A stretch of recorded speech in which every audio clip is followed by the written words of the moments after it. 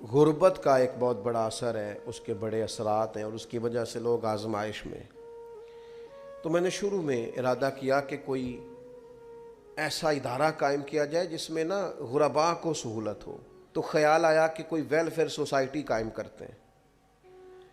یہ میں جنہوں نے قائم کی ہے وہ بڑے مخلص لوگ ہیں، جو یہ لوگ کام کر رہے ہیں اچھا کر رہے ہیں، لیکن میں آپ کو اپنے چھوٹے سے تجربے سے آگاہ کرنے لگا ہوں، چونکہ آپ میرے محبت والے لوگ بیٹھے ہیں۔ تو میرے ذہن میں اچانک یہ خیال آیا جب میں نے اس کو اچھی طرح پرکھا کہ کبھی ہمارے ملک میں نا یہ ویلفیئر کا کام کرنے والا ایک دو ادارہ تھا، اب وہ ادارے سینکڑوں ہیں، لیکن جس طرح دینے والے بڑھ رہے ہیں اسی طرح لینے والے بھی بڑھ رہے ہیں۔ آپ جس سڑک پہ لنگر خانہ کھول لیں وہیں لنگر خانہ چل جاتا ہے۔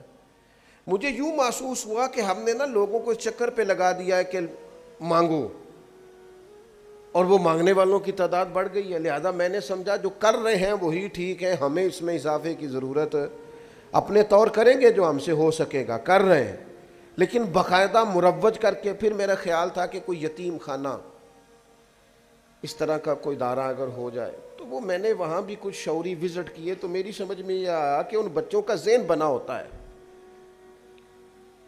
کہ ہم یتیم خانے میں رہتے ہیں اور ہمیں امداد کے پیسے ہی آئیں گے، کوئی کپڑے دے کے جائے گا تو پہنیں گے، ایک شعوری طور پر وہ طے کر چکے ہوتے ہیں۔ اس کے بعد بھی چند ایک لوگ نکلے جنہوں نے بڑے کارنامے سر انجام دیے، لیکن وہ لوگ اس کے بعد بھی پختہ نہیں ہو پاتے، خیال ایک بن جاتا ہے۔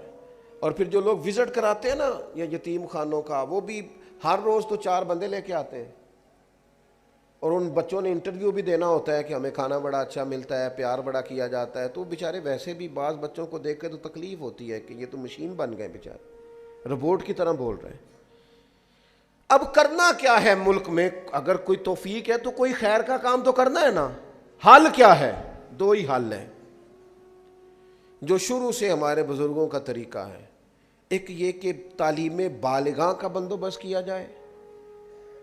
تعلیم بالغاں کو طریقت اور شریعت کی زبان میں خانقاہ کہتے ہیں، جہاں بڑے لوگوں کے لیے تعلیم و تربیت کا بندوبست ہو، جو مستقل نہیں رہ سکتے، کبھی مہینے میں 1 دفعہ آئیں گے، کبھی ہفتے میں 1 دفعہ آئیں گے، کبھی، اس کو ہمارے بزرگ کہتے تھے خانقاہ ہے۔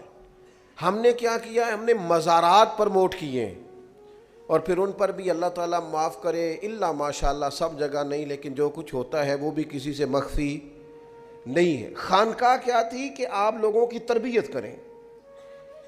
یہ تعلیم بالغاں کے لیے، اور جو بچے چھوٹے ہیں ان کے لیے کیا کیا جائے؟ اگر آپ نے کچھ کرنا ہے تو ان کے لیے